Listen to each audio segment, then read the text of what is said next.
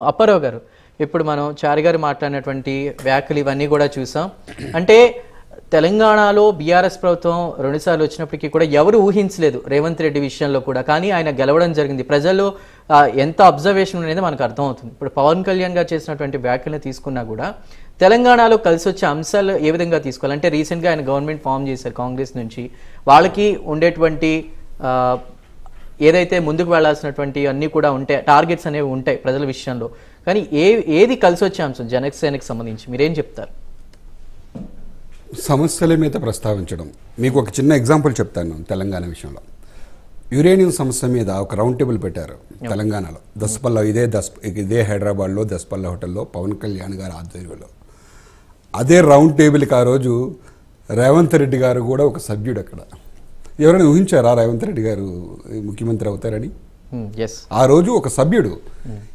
ఇదే యురేనియం మీద ప్రజలు సమస్యలు ఎదుర్కొంటున్నారు. ఎవరో ఒక సామాన్య వ్యక్తి ఎవరో ఆ సమస్యను తీసుకొస్తే పవన్ కళ్యాణ్ దగ్గరికి, ఒక సామాన్య వ్యక్తి తీసుకొచ్చిన సమస్యని ఖర్చుకు వెనకాడకుండా ఒక పెద్ద రౌండ్ టేబుల్ సమావేశం ఏర్పాటు చేసి, ఒక బీఆర్ఎస్ తప్ప అన్ని పార్టీల వాళ్ళు వచ్చారు. సోదరుడికి కూడా గుర్తుండే ఉండాలి, కాంగ్రెస్లో చాలామంది వచ్చారు పెద్దలు. హనుమంతరావు గారి దగ్గర నుంచి మన రేవంత్ రెడ్డి గారు కూడా ఏంటంటే మాట్లాడారు.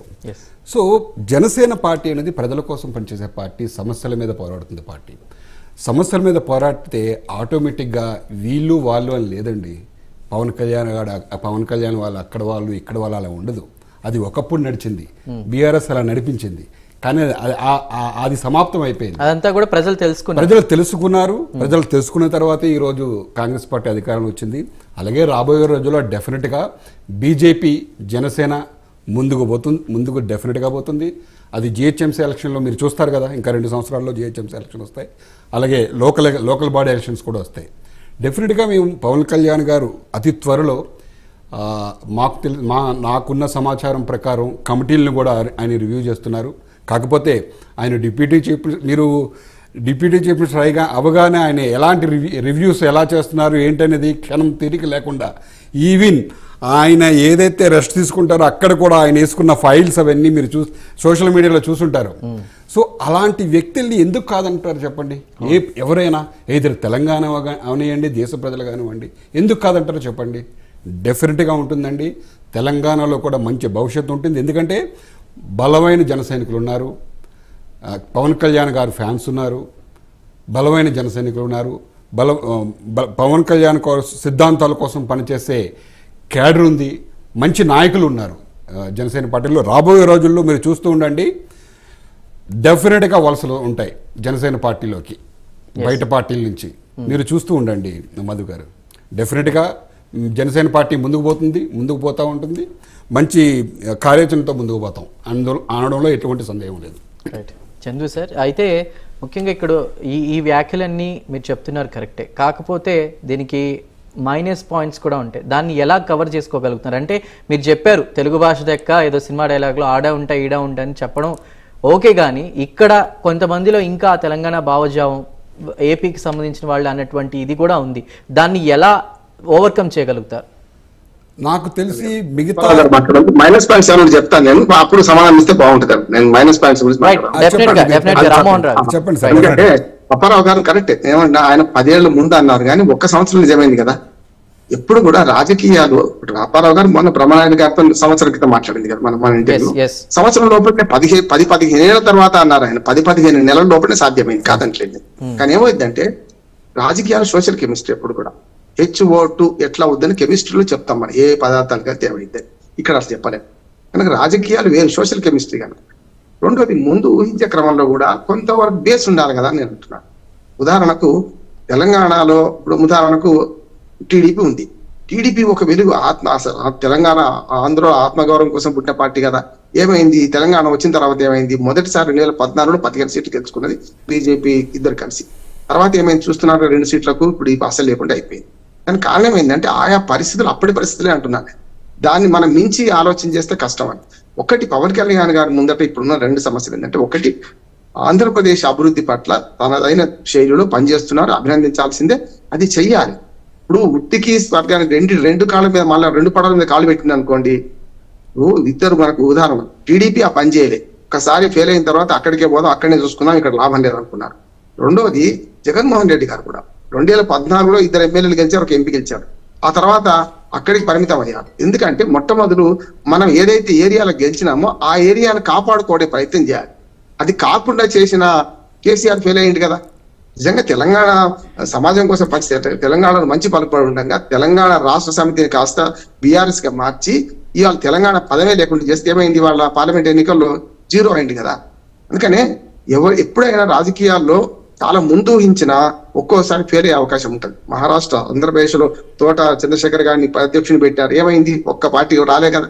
అందుకని ఇక్కడ చేయాల్సింది ఏంటంటే ఆంధ్రప్రదేశ్ లో ఉన్నదాన్ని సరిదిద్దుకోవడం మొట్టమొదటి పని. అందులో చాలా ఛాలెంజెస్ ఉంది. నిజంగా చెప్పాలంటే కూటమి ప్రభుత్వంలో మనకు చంద్రబాబు నాయుడు గారి కంటే కూడా పవన్ కళ్యాణ్ గారి మీద ఎక్కువ బాధ్యత ఉంది కూటమి. రామ్మోహన్ గారు, ఇక్కడ నాదొక ప్రశ్న. ఇప్పుడు అప్పారావు గారు చెప్పిన దానికి కూడా రీసెంట్ టైమ్స్ లో ఒక ఇంటర్వ్యూలో ఒకరు చెప్పిన, అంటే పవన్ కళ్యాణ్ గారు వాళ్ళ కుటుంబ సభ్యులతో మాట్లాడినటువంటి మాట ఏదైతే ఉందో, అంటే నా దేశంలో, భారతదేశంలో అందరూ కూడా అన్నానికి బాధపడకుండా, కష్టపడకుండా తిన్న రోజు, రోడ్ల మీద అన్నం కోసం ఇబ్బంది పడని రోజు ఏదైతే ఉందో ఆ రోజు నేను హ్యాపీగా తినగలుగుతానని కూడా ఆయన చెప్పి రాజకీయాల్లో అప్పుడు ఆ డెసిషన్ తీసుకుని రావడం జరిగింది. మరి ఈ నేపథ్యంలో బ్యారియర్స్ ఉంటాయంటారా తెలంగాణ, ఆంధ్ర లేదా అని దేశవ్యాప్తంగా కూడా ఆయన ఆలోచన చేస్తున్నారు అనుకోవచ్చు కదా? ఉంటాయి. ఎందుకంటే షర్మిల గారు ఉదాహరణ తీసుకున్నాం. నేను మొదలు వ్యతిరేకంగా మాట్లాడుతుంది, షర్మిల గారు ఉదాహరణ తీసుకున్నాం. షర్మిల గారిని ఏ రకంగా విమర్శించారు ఇక్కడ? సరిగ్గా పవన్ కళ్యాణ్ గారిని కూడా గతంలో 2023 ఎన్నికల కన్నా ముందు అదే అన్నారు కదా అంటున్నాను నేను. కానీ షర్మిల గారికి పవన్ కళ్యాణ్ గారికి వ్యత్యాసం లేదంటారా? ఎట్లా వ్యత్యాసం ఉంటుంది? లోకేష్ గారి గురించి కానీ ఒకనాడు చర్చ వచ్చిందని చెప్తున్నాను. లోకేష్ గెస్టా, తెలంగాణకు హోస్టా, గెస్టా లేకపోతే రాజకీయ నాకు ఇక్కడనే పుట్టిన ఎక్కడే పెరిగినా అంటే చాలా మంది గెస్టే అని. ఏ సమాజం కోసం రాజకీయాలు చేస్తున్నామో ఆ సమాజం ఆదరిస్తుంది తప్ప ఇంకో సమాజం విమర్శించడం సాధ్యం కాదు కదా. ఇదే పవన్ కళ్యాణ్ గారు గతంలో తెలంగాణ వచ్చినప్పుడు 11 రోజులు అన్నం తినలేదు అనుకో, ఈ మాట ముందర తీసుకొస్తారు. రేపు పొద్దున నేను సాధ్యం చెప్తున్నా, రేపు ఇదే ముందర తీసుకొస్తాడు. ఆయన తెలంగాణ రావడానికి ఇష్టం లేదు కనుక ఆ మాట చేసిండు, ఆయన అట్లా ప్రవర్తించుడు. ఎందుకు రావాలనేవాడు ఉంటాడు కదా ఇక్కడ. అందుకని ఖచ్చితంగా పనిచేస్తాను. నేననేది కాదు, ఈ 3 పార్టీలు చేస్తాయి ఇక్కడ. ఇప్పుడు ఉదాహరణకు షర్మిల గారు రాజకీయాలు వస్తా అనుకున్నప్పుడు రేవంత్ రెడ్డి ఏం మాట్లాడిండు? తెలంగాణ అస్తిత్వం కోసం పోరాటం, ఆమె రాణిజ్యం పొమ్మన్నాడు. రాణిజ్యం పొమ్మనడమే కాకుండా ఇక్కడ రానివ్వలేదు, వస్తే ఆంధ్రప్రదేశ్ లో అధ్యక్షురాలు చేసుకోవచ్చు, అప్పుడు నేను సహకరిస్తా అన్నాడు. అక్కడ కూడా ఫెయిల్ అయింది. అందుకని రాజకీయాల్లో ఈ 3 పార్టీలు వాడుకుంటారు. పవన్ కళ్యాణ్ గారు సీరియస్ గా తెలంగాణ రాజకీయాలు మొదలు పెడతా అనుకుంటే అక్కడ సరిగ్గా చూసుకుంటే మంచిదని నేను అంటున్నాను. లేకపోతే ఏమవుతుందంటే ఈ 3 పార్టీలు వ్యతిరేకిస్తాయి. కాంగ్రెస్ వ్యతిరేకిస్తుంది, బీజేపీ అంటే ఎట్లా పొత్తులో ఉంటది కానీ చెప్పలేం, కానీ బీఆర్ఎస్ కూడా వ్యతిరేకిస్తుంది కదా.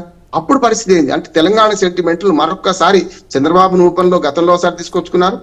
చంద్రబాబు సెంటిమెంట్ ప్రయోగించి రెండోసారి కూడా మన కేసీఆర్ గెలిచిండు కదా 2018 కూడా. ఇవాళ అదే సెంటిమెంట్ ను ఈ 2 పార్టీలు ముందు తీసుకొస్తాయి. కాంగ్రెస్ తీసుకొస్తుంది, అట్లాగే బీఆర్ఎస్ తీసుకొస్తుంది. దాన్ని తట్టుకోవడం ఎట్లా దగ్గర ఈ 5 ఏళ్లకు ప్రయత్నం చేసి 4 ఏళ్ల తర్వాత ఒకవేళ నిజంగానే అప్పటి పరిస్థితులు మారితే అప్పటికి చాలా ఇంకా పరిణతి వస్తుంది రాజకీయాల్లో కూడా, అప్పుడు వేరు. కానీ ఇప్పటి నుంచే మొదలు పెడితే ఇది ఇప్పటి నుంచే వ్యతిరేక ప్రచారం కూడా పొందవుద్దా నేను. రామ్మోహన్ గారు రైట్. అప్పారావు గారు మీరే అంటే పెద్దలు చెప్పినట్టు నేను ఆయన్ని గౌరవిస్తాను. పవన్ కళ్యాణ్ గారు ఎప్పుడు తెలంగాణ రావటాన్ని వ్యతిరేకించలేదండి, ఆ విడదీసే విధానాన్ని మాత్రమే వ్యతిరేకించారు. పెద్దలు గమనించాలి, తెలంగాణ రావటాన్ని ఎప్పుడు వ్యతిరేకించలేదు పవన్ కళ్యాణ్ గారు. పైపొచ్చు తెలంగాణ ఉద్యమాన్ని గౌరవించారు.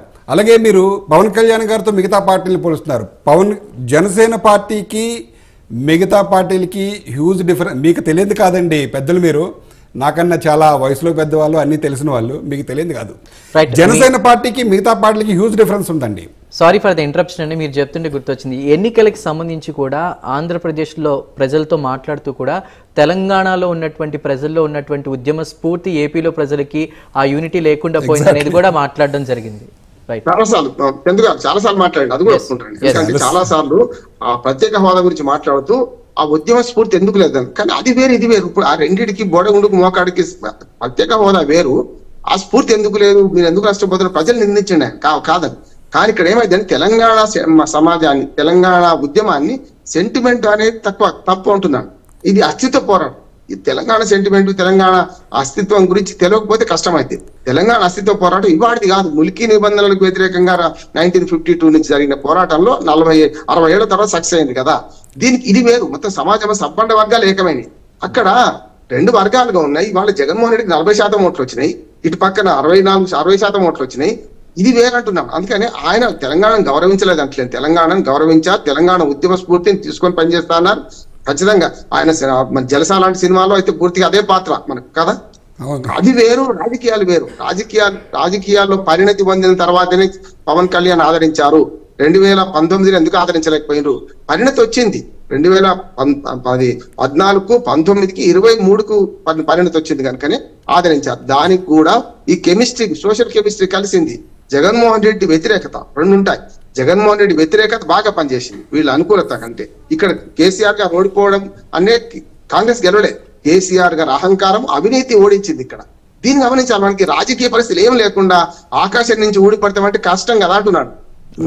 షర్మిల గారిని ఎందుకు పరచాలంటే లోకేష్ నుంచి షర్మిల వరకు, ఇప్పుడు పవన్ కళ్యాణ్ వరకు అదే భావన వస్తే తెలంగాణ ప్రజల్లో రాజకీయ పార్టీలు దాన్ని వాడుకుంటే అంటున్నాను. నాకు లేకపోవచ్చు, రాజకీయ పార్టీలు వాడుకుంటే. అంతేందుకు కమ్యూనిస్టులతో కలిసి 2019లో పోటీ చేశారు మన పవన్ కళ్యాణ్ గారు. కమ్యూనిస్టులకి ఇవన్నీ భావన అంతకన్నా లేదు కదా. ఇవాళ పవన్ కళ్యాణ్ పార్టీని ఎట్లా చూడాలంటే లిబరల్ డెమోక్రటిక్ పార్టీ. అది మీరన్న పేద వర్గాల కోసం పనిచేసే కమ్యూనిస్ట్ పార్టీ లాంటిది కాదు. ఇటు పూర్తిగా పెట్టుబడిదారు లాంటి మన సాంప్రదాయ పార్టీ, సారా పార్టీ అంటారు. సాంప్రదాయ రాజకీయ పార్టీలు అంటే సారా పోసి గెలిచే పార్టీలు. ఆయన సారా పోయకుండా, డబ్బులు వంచకుండా 2019లో 2014 నిలబడి 2019 నేను నిలదొక్కుని నిలబడ్డాడు. ఓడిపోయినా సరే రూపాయి పంచనని. అంతేందుకు అలసాలు ఏమన్నాడు అంటే, నేను రూపాయి పంచను, డబ్బు రాజకీయం చేయను, కానీ డబ్బు లేకుండా చేయలేదు అంటే జీరో బడ్జెట్ పాలిటిక్స్ చేయలేమని కూడా వాస్తవం చెప్పిండు కదా. దాన్ని అర్థం చేసుకోవాలి. పరిణతి పొందుతున్న నాయకుడిని అనవసరంగా గందరగోళపరిచి ఇక్కడ అక్కడ నేనే ఉంటా, ఇక్కడ అక్కడ అంటే ఏమైందంటే కష్టము. 2028 దాకా నిజంగా ఆంధ్రప్రదేశ్ అభివృద్ధిలో భాగం పంచుకోవాలి. ఒక డిప్యూటీ చీఫ్ మినిస్టర్ గా తనదైన ముద్ర వేయాలి. వేస్తున్నాడు అంటున్నాను. మొదటి అడుగులు బ్రహ్మాండంగా పడ్డాయి. ఆయన 2 చోట్ల గెలిచినాక ఫస్ట్ మీటింగ్ చందు గారు ఫస్ట్ మన మంగళగిరిలో మాట్లాడి, ఆయన ఆఫీసులో మాట్లాడి చాలా నాకు నచ్చింది. ఏమనంటే, నాకు 2 చోట్ల ఓడిపోయినప్పుడు భయం కాలేదు, కానీ వాళ్ళు 21 చోట్ల గెలిచినందుకు భయం అవుతుంది అన్నాడు. చాలా మంచి మాట, పరిణతి పొందిన మాట. 2 చోట్ల ఓడిపోయినందుకు బాధ కాలేదు, సరే ఓడిపోయినాం అనుకున్నాడు, కానీ ఎక్కడైతే పోగొట్టుకున్నావు అక్కడ వెతికిండు. కానీ వెతకకుండా, ఇప్పుడు మనకు సామెత ఉంది కదా, ఒక ఉంగరం పోగొట్టుకున్నట్టు ఒక ఆయన ఎక్కడ పడుకోండి వెతుకుతున్నట్టు, వెలుగున్న చోట వెతుకుతున్నాడు. ఎక్కడ పడగొట్టుకున్నాడు? చీకట్లో పొడగొట్టుకున్నాడు. వెతకాల్సిన చీకట్ల కదా. సక్సెస్ అయిండు. అది ఇప్పుడే తొందరపాటు. రామ్మోహన్ గారు ఒక్క నిమిషం. రైట్, మనకి విద్యాసాగర్